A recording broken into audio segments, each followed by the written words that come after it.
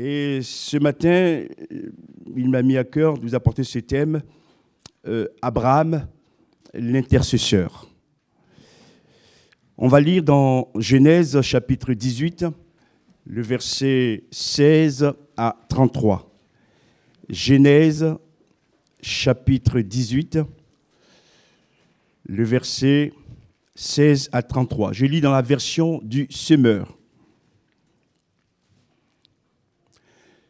Puis ces hommes se remirent en route en prenant la direction de Sodome. Abraham les accompagna pour prendre congé d'eux.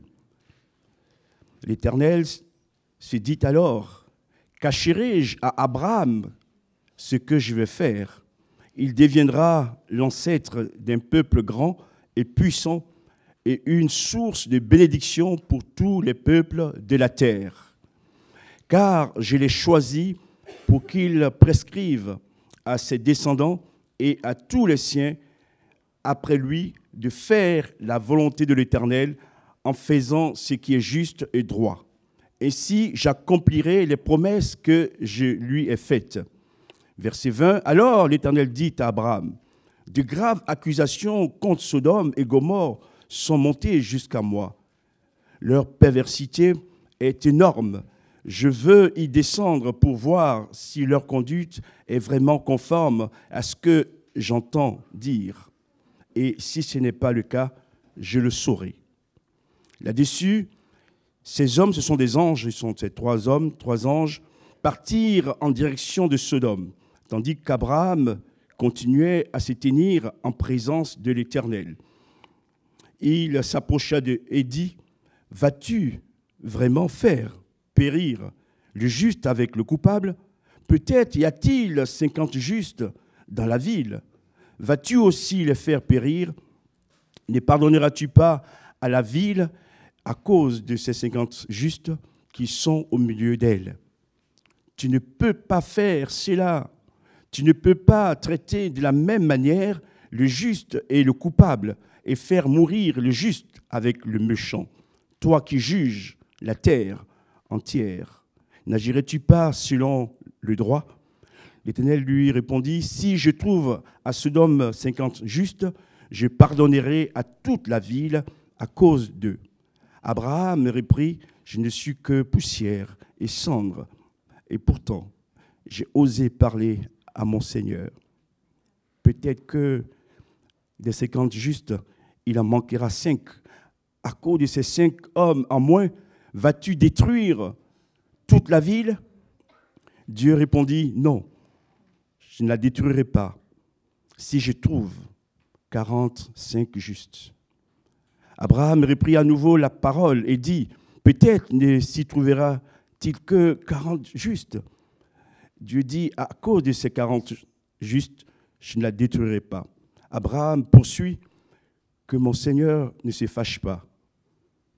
Si j'insiste, peut-être n'y aura-t-il que 30 justes. » Et Dieu dit, « Si j'en trouve 30, je ne détruirai pas la ville. » Abraham reprit, « Voilà que j'ai osé parler à mon Seigneur, mais peut-être s'en trouvera-t-il seulement 20. » Dieu répondit,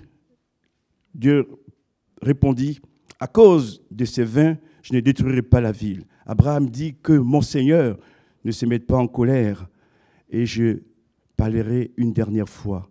Peut-être ne se trouvera-t-il que 10 justes. » Et Dieu dit, « À cause de ces 10, je ne détruirai pas Sodome. » Quand il eut fini de s'entretenir avec Abraham, l'Éternel s'en alla et Abraham retourna chez lui. Amen. Quel exemple, quel modèle, quel homme. Notre monde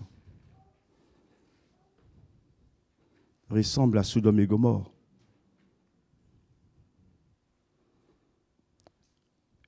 Et en tant que croyants,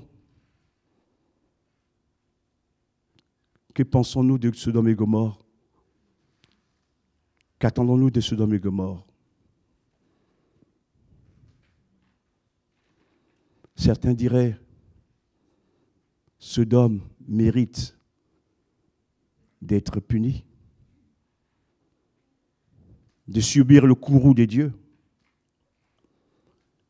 puisque moi je suis sauvé, que le monde périsse. Abraham, qui est appelé le père des croyants, nous donne ici une leçon d'humilité, une leçon de compassion, une leçon d'amour, je dirais de vrai amour.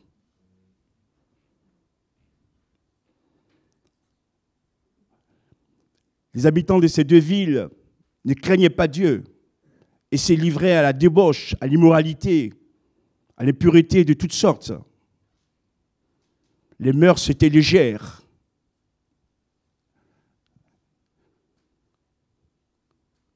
Et en lisant ces textes que le Seigneur m'a mis à cœur pour vous partager ce matin, j'ai été remué. Trop souvent, nous condamnons, nous rejetons, nous crucifions. Je voudrais par ces textes ce matin vous communiquer la pensée de Dieu pour chacun de nous. Abraham, au lieu de se réjouir de la destruction de ces deux villes, au contraire, va se mettre dans une position d'intercesseur. Gloire à Dieu. Abraham va prier pour Sodome et Gomorrhe. Frères et sœurs, nous devons prier pour ce monde qui va à la perdition. Pour que Dieu puisse arracher des âmes, des griffes de l'enfer. Et non pas en disant, mais tant pis. Il leur arrive ce qui leur arrive parce qu'ils l'ont cherché. Et je voudrais d'abord, dans un premier temps, vous rappeler les promesses de Dieu à Abraham. Dieu fait des promesses à Abraham. Il s'est rappelé le père d'un peuple grand et puissant. Bien sûr, cela s'applique d'abord à Israël. Mais nous savons que le monothéisme a commencé par Abraham. Et qu'au-delà du peuple d'Israël, c'est tous les croyants, ceux qui ont fait la paix avec Dieu en acceptant Jésus comme leur sauveur. Abraham sera le père d'un peuple petit, d'un peuple grand. Merci. Nous appartenons à un peuple grand. Gloire à Dieu. Ce n'est pas la grandeur selon le monde, mais c'est la grandeur selon Dieu.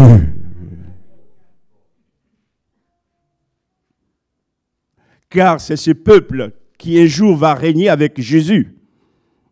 Et je voudrais vraiment que ce matin, tu sois renouvelé dans ta foi. Si tu appartiens à un peuple grand, ce n'est pas parce que toi tu es grand ou moi je suis grand, mais parce que nous avons un Dieu qui est grand et qui fait de son peuple un peuple grand. Abraham sera le père d'un peuple puissant. Puissant parce que celui qui est en nous, qui vit en nous, qui nous dirige, est le puissant, c'est Dieu lui-même. Et je t'encourage ce matin, mon frère, ma soeur, à grandir dans la foi. On a entendu des dons spirituels, tout inspiré de Dieu. N'arrête pas à tes impossibilités. Ce matin, par la foi, saisis la victoire. Parce que tu es un Dieu puissant. Qui fait encore des miracles. Alléluia. Qui apporte la vie là où la mort est en train de détruire. Le Seigneur Jésus est capable ce matin de te visiter et de t'accorder sa pleine victoire. Oh Dieu, sois béni.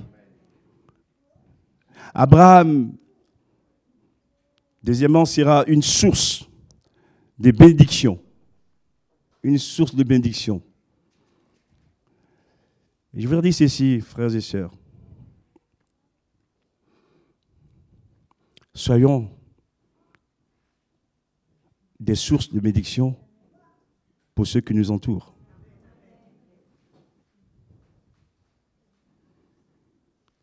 Que nos eaux que nous offrons à boire aux autres soient des eaux douces. Gloire à Dieu.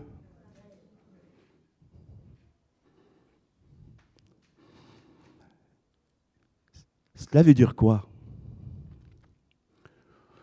Qu'au lieu de se centrer que sur soi, Seigneur, bénis-moi, bénis-moi. Seigneur, amen, amen. Soyons au contraire des sources de bénédiction pour les autres.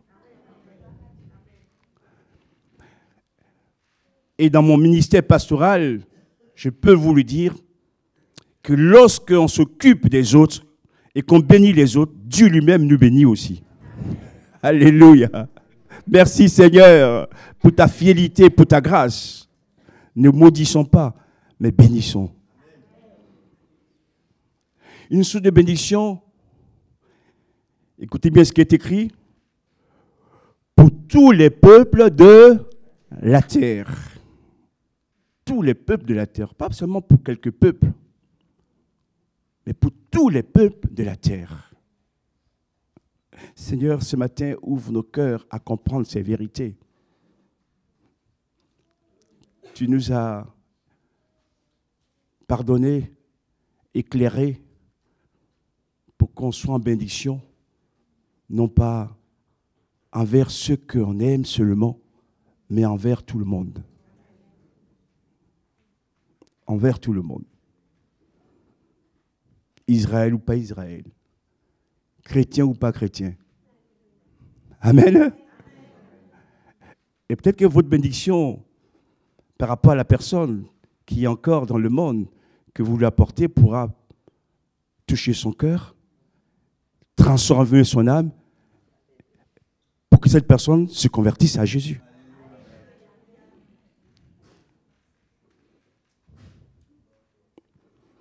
Et il dira aussi, je l'ai choisi. Dieu a choisi Abraham. Un grand mystère, mais aussi une réalité. Dieu nous a aussi choisis. Amen. Il a choisi Abraham pour qu'Abraham transmette la pensée de Dieu, les voies de Dieu au peuple d'Israël pour que le peuple d'Israël puisse accomplir sa parole. J'aimerais dire quelque chose qui a son importance. Si nous sommes choisis par Dieu, c'est un privilège. D'accord? Mais c'est un privilège qui engage aussi des responsabilités. Amen? Ce n'est pas je suis choisi pour faire ce que j'ai envie de faire, pour faire ce qui me plaît. Non, je suis choisi pour obéir à la parole de Dieu, pour obéir à Dieu le Père, pour obéir au Saint-Esprit, pour obéir à Jésus-Christ. Gloire à Dieu.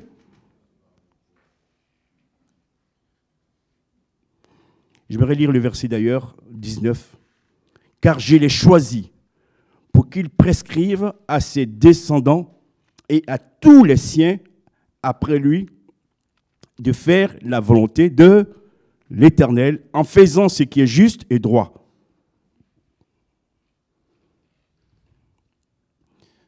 Je ne vais pas trop m'étendre là-dessus, mais que ce matin, Dieu nous aide à comprendre que l'aimer véritablement, c'est garder ses commandements. C'est obéir à sa parole. Et enfin, surtout, c'est de faire sa volonté. Waouh! Ça ne plaît pas toujours, hein?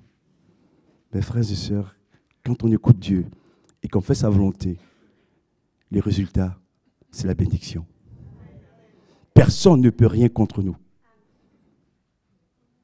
Parce que Dieu lui-même nous approuve Que le Seigneur ce matin nous aide à ces sursauts afin de faire sa volonté.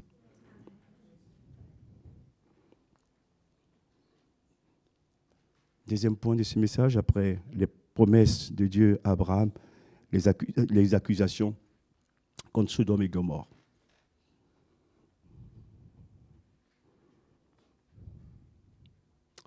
Verset 20.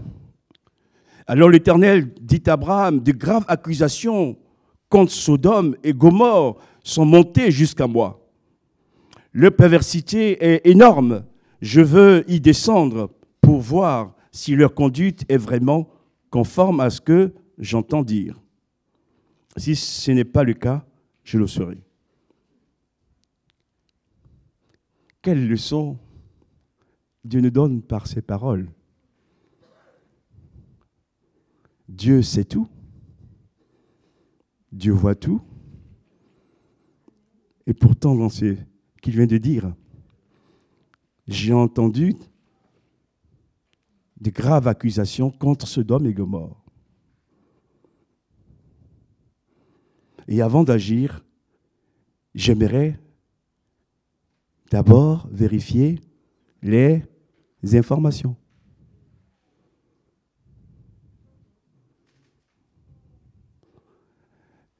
Quand vous entendez des accusations contre une personne, avant de vous positionner, vérifiez les informations.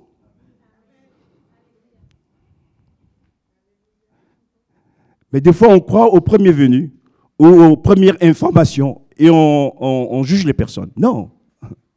Dieu le sait. Dieu a vu. Mais s'il parle ainsi, c'est pour nous donner une leçon. Ne nous précipitons jamais à accuser les gens sans preuve. Est-ce que Dieu avait vraiment besoin de preuves contre Sodome et Gomorrhe? Non, Dieu est Dieu. Mais il le fait pour nous avant d'agir. J'aimerais d'abord vérifier si ce qu'on dit de Sodome est vrai. Si ce n'est pas le cas, je le saurai. Je ferme cette partie de ce message. Dans toute chose, il faut toujours écouter les deux parties. Gloire à Dieu. Que Dieu nous aide à faire cela. Et Dieu descend, il va lui-même aller vérifier. Il aurait pu envoyer un ange, mais c'est lui-même qui va pour vérifier cela. Parce que Dieu est juste. Parce que Dieu est vrai. Parce que Dieu est pur. Dieu ne condamne jamais personne sans qu'il y ait des preuves. Dieu ne juge pas les hommes sans qu'il y ait des situations qu'il voit et qu'il le fait alors agir. Seigneur, merci pour cette sagesse que ce matin tu es venu communiquer. Là-dessus, ces hommes partirent en direction de Sodome et Gomorrhe. Les trois anges qui ont pris une forme humaine. Et où se trouve Abraham? Il continuait à se tenir en présence de l'Éternel.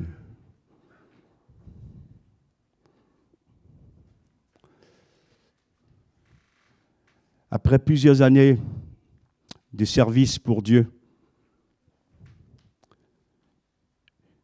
je suis venu à me rendre compte que de plus en plus,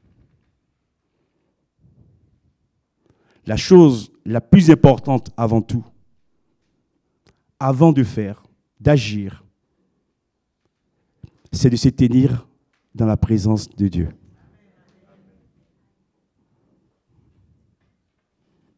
C'est là que tout se passe. C'est là qu'on reçoit les révélations. C'est là qu'on entend la voix de Dieu. On est seul avec Dieu, loin des bruits de la terre. Et cette présence de Dieu nous fait tellement de bien. Nous sommes dans une vie de thalasso, de cure, de termes, et j'en bénéficie aussi. Mais j'aimerais vous dire, la meilleure des cures, c'est dans la présence de l'Éternel. Il nous nettoie, il nous purifie, il nous sanctifie, il nous ouvre les yeux, il chasse nos douleurs, il nous rajeunit. Alléluia, Dieu est grand. À lui soit la gloire. On peut l'applaudir. Dieu soit béni. Jésus. Abraham s'est tenu en présence de l'Éternel. Et là va s'engager la prière d'Abraham en faveur de Sodome et Gomorrhe.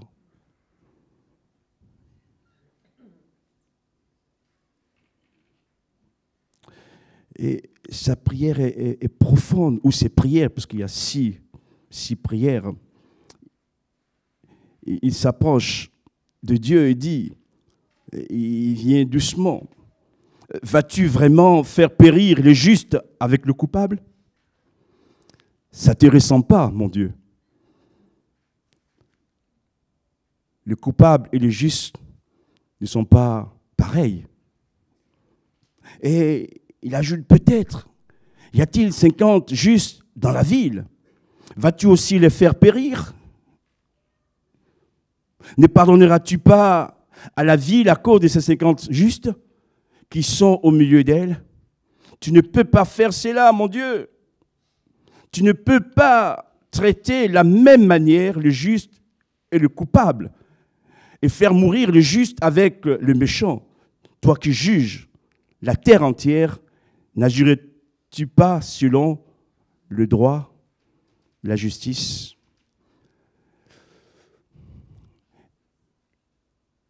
Méditez très bien les paroles d'Abraham.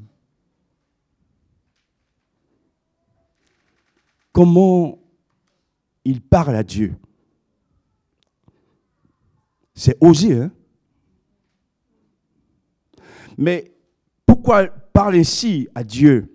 Parce qu'il veut que Sodome et Gomorrhe soient épargnés. Il est prêt à prendre des positions, je mets en guillemets, difficiles devant Dieu. Parce que nul ne peut parler à Dieu avec légèreté et vivre. Mais Abraham, il ne pense pas à lui quand il prie en faveur de Sodome et Gomorrhe. Il veut que ces deux villes soient sauvées et libérées. Donc il est prêt à prendre des engagements vis-à-vis de Dieu. Il rappelle à Dieu ce qu'il est, etc. Et il part. Première intercession sur 50 personnes. S'il n'y a que 50 justes, épargne ces villes.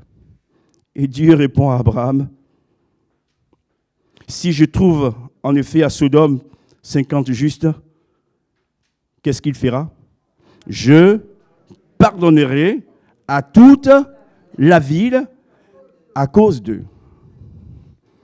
Et là, j'ouvre aussi une fenêtre. Est-ce que vous savez que nous, les croyants, nés de nouveau, dans lesquels l'Esprit de Dieu habite, nous pouvons sanctifier la ville où nous sommes?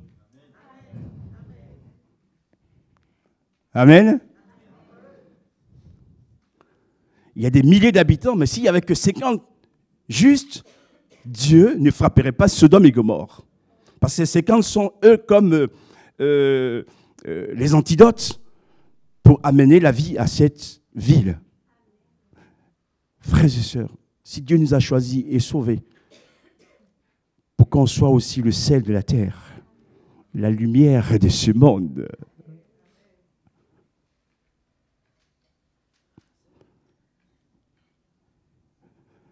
Le Seigneur, il est prêt à pardonner à cette ville à cause des 50 justes. Et on aurait pu croire que ça serait arrêté là, qu'on aurait trouvé 50 justes dans la ville de Sodome. ce n'est pas le cas. Et Abraham, aussitôt, enchaîne. Je ne suis que poussière. Deuxième prière. Et cendre. Il sait que par rapport à Dieu, il est cendre et poussière. Et pourtant, j'ai osé parler à mon Seigneur parce qu'il avait à cœur la cause de Sodome et Gomorrhe. Quand on a à cœur la cause d'une personne, d'une situation, on est prêt à prendre des risques dans la foi devant le Seigneur pour que Dieu agisse. Peut-être que des 50 justes, il en manquera 5. À cause de ces 5 hommes, en moins, vas-tu détruire toute la ville? Pour 45 personnes, mon Dieu, ne détruis pas.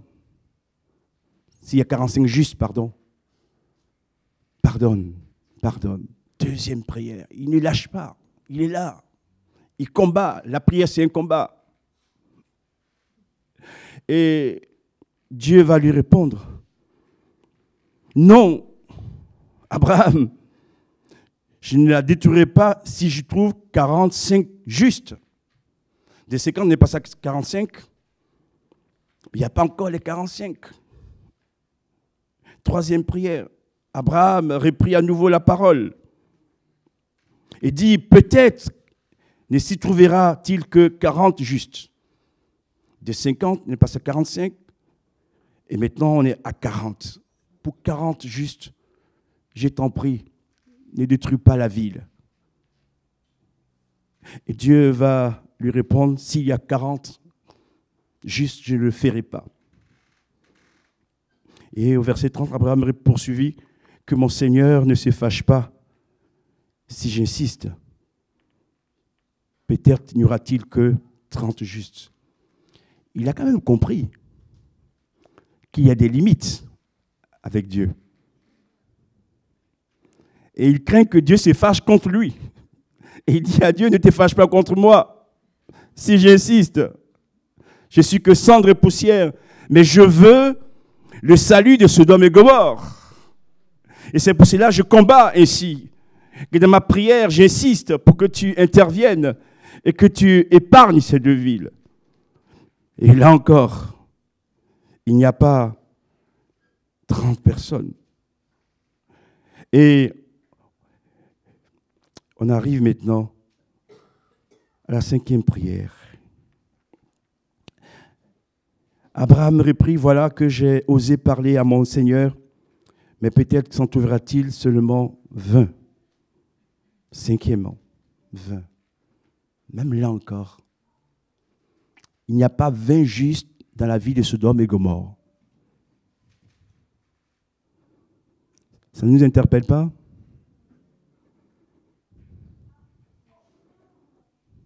Seigneur Jésus.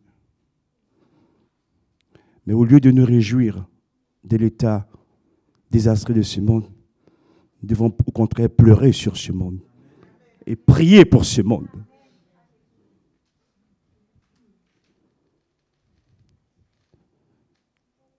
Dieu répondit, à cause de ces 20, je ne détruirai pas la ville. Verset 32, Abraham dit que mon Seigneur ne se mette pas en colère et je parlerai une dernière fois. 6e prière. Peut-être ne se trouvera-t-il que 10 justes. Que 10 justes. Des 50, on est passé à 10. Mon Dieu, je t'en supplie, s'il y a seulement 10 justes, ne détruis pas Sodome et Gomorrhe. 10 justes. Et Dieu dit, à cause de ces 10, je ne détruirai pas Sodome. Donc, Dieu fait la promesse à Abraham, si je trouve 10 justes, je ne détruirai pas la ville. Mais vous savez, frères et sœurs, chers amis, qui avaient déjà lu la Bible, que malgré l'intercession d'Abraham, Sodome et Gomorrhe furent détruits.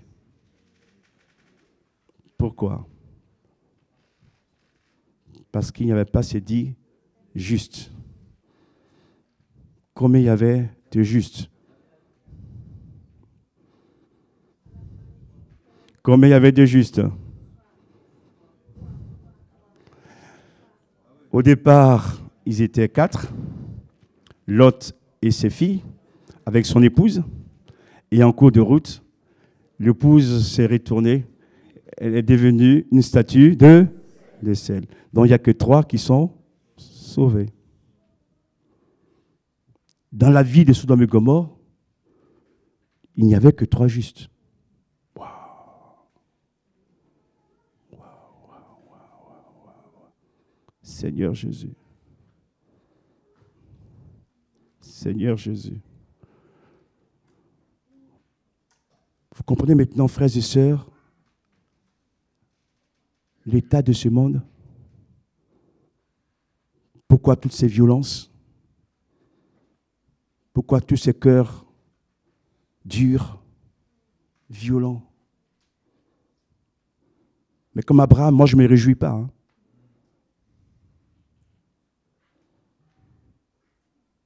Je ne me réjouis pas. Si vous m'avez compris ce matin, Dieu attend que nous soyons comme Abraham, des intercesseurs. Que nous éloignions de notre bouche la critique et qu'au contraire, nous puissions bénir les gens et laisser Dieu faire les choses. Je dirais au passage que ce n'est pas Abraham qui a détruit Sodome et Gomorrhe, c'est Dieu. Parce que le jugement de Dieu est juste. Frères et sœurs, s'il y a quelqu'un qui peut agir et juger véritablement dans ce monde, c'est Dieu seul. Ne prenons jamais la place de Dieu. Nous sommes des humains, nous sommes faits de cendres et de poussière. Il n'y a que Dieu seul qui peut juger. Je vais même vous dire ceci, concernant le salut. Quelqu'un qui est sur un lit, dans ses derniers instants de vie, qui est dans le coma, Dieu peut encore le sauver. Quand le brigand est sauvé à la croix, si nous avons été de cette génération, on aurait dit ce criminel, il va tout droit en enfer. Mais Dieu a vu son état de cœur, puisqu'il s'est repenti. Et c'est le premier à entrer dans le paradis. Gloire à Dieu. Souvent nous jugeons sur les apparences, mais Dieu regarde au cœur. Seigneur, ce matin, nous voulons redoubler d'ardeur dans la prière. Vous m'avez compris encore? Ce que je vais rajouter, c'est que Dieu veut qu'on soit des hommes et des femmes de prière. De prière. Pour libérer les âmes. Pour chasser les ténèbres. Pour que le diable lâche prise. Et que Jésus soit vainqueur dans la vie.